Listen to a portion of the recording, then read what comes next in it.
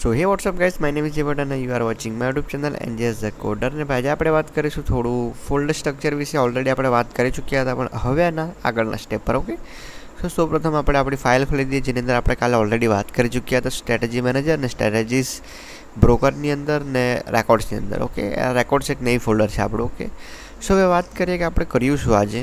તો સૌપ્રથમ આપણે એક સ્ટ્રેટેજી ક્રિએટ કરી છે, જેની અંદર આપણા પાસે 2 સ્ટ્રેટેજી છે.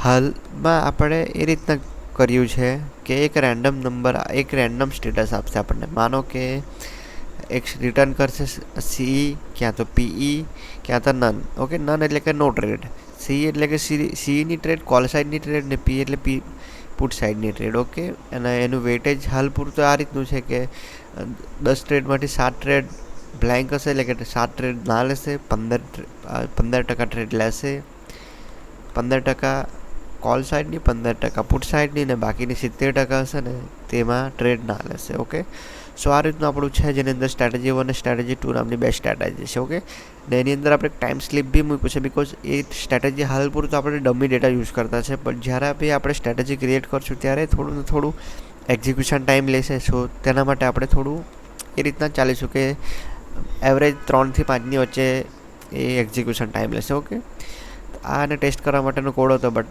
આને આપણને જરૂર નથી, તો આપણે ડિલીટ કરી દઈશું, Ctrl+S. હવે આ સ્ટ્રેટેજીને મેનેજ કરવા માટે આપણે ઓલરેડી સ્ટ્રેટેજી મેનેજરની અંદર એક manager.py નામની ફાઇલ બનાવેલી છે. ઓકે, એને મેં એક્સપ્લેન કરું કે સૌપ્રથમ આપણને સ્ટ્રેટેજીને ટેસ્ટ કરવા માટે આપણને ડેટા જોઈશે હિસ્ટોરિકલ. માનો કે 15 મિનિટની ડેટાની અંદર આપણે એનાલિસિસ કરીશું, 5 મિનિટની અંદર એનાલિસિસ કરીશું, કે જેવી હશે તે. ઓકે, સો એના માટે આપણે હિસ્ટોરિકલ ડેટા જોઈશે એકદમ લાઈવ. સો એના માટે આપણે યુઝ કરીશું ફાયર્સ. ઓકે, સો આપણે એક ફાયર્સનો ઓબ્જેક્ટ બનાવીશું. ફાયર્સ એ આપણું બ્રોકર છે. ઓકે, તો બ્રોકર એટલે આપણો બ્રોકરની અંદર ફાયર્સ બ્રોકર. એની અંદર પહેલાં વાત કરીએ કે ફાયર્સ ક્લાસની અંદર શું છે. તો ફાયર્સની અંદર સૌપ્રથમ આપણે જે બી ક્રેડેન્શિયલ્સ હશે, જેમ કે user ID, mobile number, client ID, secret key, API key, એનો યુઝ કરીને આપણે એક એક્સેસ ટોકન જનરેટ કરશું. એક્સેસ ટોકન કેવી રીતના જનરેટ થશે, એના માટે સિમ્પલ કોડ છે access session.generate access generate auth code. Okay, એ ઓલરેડી ફાયર્સ પ્રોવાઈડ કરશે, એનું તમે જોઈ શકશો ઇઝીલી આના ડોક્યુમેન્ટેશનની અંદર. ઓકે, ને આ કોડ છે સેલેનિયમનો. સેલેનિયમ શું કરે છે કે એ મેન્યુઅલી એ લિંકને ઓપન કરીને જે બી એનું ઓથેન્ટિકેશન કોડ કે ઓથેન્ટિકેશન ટોકન છે ને એને ફેચ કરીને સિમ્પલ આપણને એક વેરિયેબલની અંદર આપી દેશે. અને એ વેરિયેબલનો યુઝ કરીને આપણે ફાયર્સને લોગિન કરીશું. ફાયર્સને લોગિન કરવા માટે આ રીતનું આપણે ઓથેન્ટિકેશન કોડ છે, ઓથેન્ટિકેશન થઈ જશે સક્સેસફુલી. તો આપણે એને ગેટ લાઈવ પ્રાઇસ બી અહીંથી આ ફંક્શનની મદદથી આપણે ગેટ લાઈવ પ્રાઇસ કરી શકીશું. માર્કેટ સ્ટેટસ આપણને શું હશે તે એના પરથી જોવા મળશે.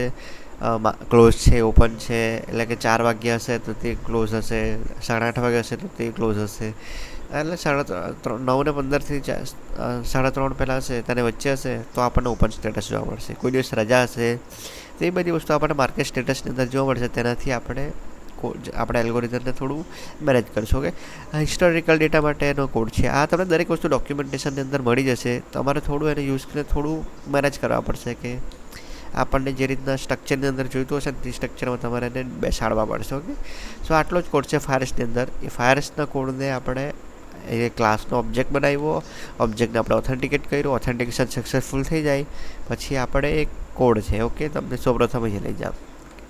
સ્ટ્રેટેજી મેનેજર એક્ઝિક્યુશન નામનું એક ફંક્શન છે. તે શું કરે છે, સ્ટાર્ટ એલ્ગો એટલે કે આ એલ્ગોને રન કરાવશે. આ એલ્ગોની અંદર શું છે, કરંટ પ્રાઇસ અને સ્ટેટસ ફેચ કરશે. સ્ટેટસ માર્કેટ સ્ટેટસ એટલે કે કહ્યું કે જે આપણને ફાયર્સમાંથી મેં તમને કીધું ને એ, અને કરંટ ટાઈમ છે તે આપણને કરંટ ટાઈમ હશે. ઓકે, અહીંયા કન્ડિશન એ છે કે જો કરંટ ટાઈમ 9:15 મોટી અને અહીંયા 15 આવશે. ઓકે, તમે ટેસ્ટ કરવા માટે ચેન્જ કર્યું હતું. 15:15 એટલે કે 3:15 નાની, એટલે કે 3:15 થી 9:15 વચ્ચે હશે અને આપણું માર્કેટ સ્ટેટસ ઓપન હશે ને તો આપણે એલ્ગોને રન કરાવી દઈશું. ઓકે, રન કરવા માટે એક શેડ્યુલરનો યુઝ કર્યો છે, જે આપણને હરેક 1 મિનિટે એટલે કે એવરી 1 મિનિટે આપણને એ કોડ રન થશે. એટલે કે એવરી 1 મિનિટે સ્ટ્રેટેજી આપણી ચેક થશે અને તેનું જે બી સ્ટેટસ હશે ને તે આપણને મળશે. ઓકે, એની અંદર બી એક ઇફ કન્ડિશન લગાવેલી છે કે જો માર્કેટ સ્ટેટસ 4:15 એટલે કે 3:15 મોટા થઈ ગયા તો આપણે એને સેટ કરી દઈશું આવતીકાલ માટે, કે આવતીકાલના 9:15 થાય એટલે ઓટોમેટિક તે જો time set for next day એ ફંક્શન છે આપણું છે અહીંયા, તો તે શેડ્યુલરને ક્લિયર કરશે ને આવતીકાલના 9:15 સેટ કરી દેશે. કે અગર માનો કે હમણાં 3:15 છે, હવે 3:16 થશે તો માર્કેટ સ્ટેટસ બંધ થઈ જશે ને આવતીકાલે 9:15 ફરીથી ચાલુ કરે છે. એ રીતનો આપણો કોડ છે. ઓકે, સો સિમ્પલી આટલી વસ્તુ છે. એન્ડ જો એની અંદર ના છે તો તે ઓલરેડી આવતીકાલ માટે સ્ટેટસ સેટ થઈ જશે. ઓકે, હવે એની અંદર આપણું મેઇન છે અહીંયા સ્ટોર સ્ટ્રેટેજી સ્ટેટસ. ઓકે, સો આની અંદર આપણે શું કરશું, સૌપ્રથમ કે આપણે એક સિમ્બોલ લઈશું. સિમ્બોલની અંદર આપણને જેટલા બી ઇન્ડેક્સીસ જોઈએ છે ને, જેમ કે આપણે નિફ્ટી 50 ને બેંક નિફ્ટી યુઝ કર્યું છે, તમે સેન્સેક્સ યુઝ કરી શકો, ફિન નિફ્ટી, મિડ કેપ, કે જેટલા બી તમને યુઝ જોઈતા હોય તે તમે યુઝ કરી શકશો. એક વેરિયેબલની અંદર આપણે ટાઈમ ફ્રેમ યુઝ કર્યો છે, હાલમાં આપણે યુઝ કરીશું 15 મિનિટ. રિઝલ્ટ એક બ્લેન્ક સ્ટેટસ છે. ઓકે, તેની અંદર આપણે જે બી આપણે સ્ટ્રેટેજીના સ્ટેટસ મળશે ને તે આપણે સ્ટોર કરીશું. એની અંદર આપણે શું કરીશું કે જેટલા બી આ સિમ્બોલ્સ છે ને, આ એક કોડ છે, આ થોડું મોડિફિકેશન કરેલ છે બહુ ઘણી વાર. ઓકે, તમે મારો કોડ જોશો ને, જે તમને ગીટહબ પર મારા જોવા મળશે ને, રિસ્પોન્સ રિપોઝિટરીની અંદર ટ્રેડ બટન, તમે આની અંદર દરેક ફાઇલ ખોલીને જોશો ને તો તમને દરેકની અંદર નાના ચેન્જીસ જોવા મળશે. ઓકે, એ નાના ચેન્જીસ તમને લાગશે કે આ કોડની અંદર કંઈ મળે નહીં, બટ એટલી બધી નાની વસ્તુઓ કામની છે ને કે શું વાત કે એક બી વર્ડ આમ તેમ થઈ જાય ને તો આખો કોડ નહીં ચાલે. ઓકે, સો દરેક વસ્તુને મોડિફાઈ કરીને થોડું ઓપ્ટિમાઇઝ કરીને ટ્રાય કરી છે. ચેટ જીપીટીનો તમે યુઝ કરી શકો એકદમ આરામથી. તમે તમારો કોડ ઉચકીને તમારે જે બી ક્વેરી હોય તે ચેટ જીપીટીને બતાવો તો તે તમને ગુડ આઉટપુટ આપી દેશે. ઓકે, તો તે બધો ઉપયોગ કરીને આ રીતનો મેં કોડ રાખ્યો છે, જેની અંદર તમને સમજાવવાની ટ્રાય કરું કે આ સિમ્બોલનો યુઝ કરીને તે લાઈવ ડેટા ફેચ કરશે. Live data. Okay, live data fetch કરશે અને તે પ્રાઇઝને ફરીથી લૂપની અંદર ફરાવીને આ લૂપની અંદર સેન્ડ કરશે. એની અંદર આપણે ફાયર્સને એક હિસ્ટોરિકલ ડેટા નામનું ફંક્શન આપણે કોલ કરીશું, જેની અંદર આપણે ઇન્ડેક્સ પાસ કરીશું. ઇન્ડેક્સ યાની કે આપણું નિફ્ટી 50 આ ઇન્ડેક્સ થઈ ગયો. કે ઇન્ડેક્સ પાસ કરીશું અને ટાઈમ ફ્રેમ આપણો 15 મિનિટ. એટલે આ બે વસ્તુ પાસ કરતાની સાથે આપણને ડેટા મળી જશે હિસ્ટોરિકલ ડેટા. કેટલા દિવસનો તો આપણે બાય ડિફોલ્ટ એક રાખેલું છે. ઓકે, એક દિવસના ડેટાને આપણે સ્ટ્રેટેજીની અંદર પાસ કરીશું અને લાઈવ વેલ્યુ પાસ કરીશું. એટલે આપણને જોવા મળશે અહીંયા આપણને એની વેલ્યુ જોવા મળશે. ડેટા ફ્રેમની અંદર આપણું જે બી ડેટા ટેબલ હશે ને તે જોવા મળી જશે ને કરંટ પ્રાઇસ આપણું કરંટ પ્રાઇસ હશે. તેની અંદર તમે જે બી તમારું લોજિક હશે, કે જે બી તમારો કોડ હશે, કે જે બી તમારી સ્ટ્રેટેજી હશે તે આપણે અહીંયા લખીશું. ઓકે, હાલ પૂરતું આપણે એક રેન્ડમ ડમી ડેટા યુઝ કરવા માટે આપણે આ પ્રકારનો રેન્ડમ યુઝ કર્યું છે. ઓકે, રેન્ડમ ચોઇસ સી ને પી કાં તો નન, ત્રણમાંથી એક ઓપ્શન આપણને મળશે.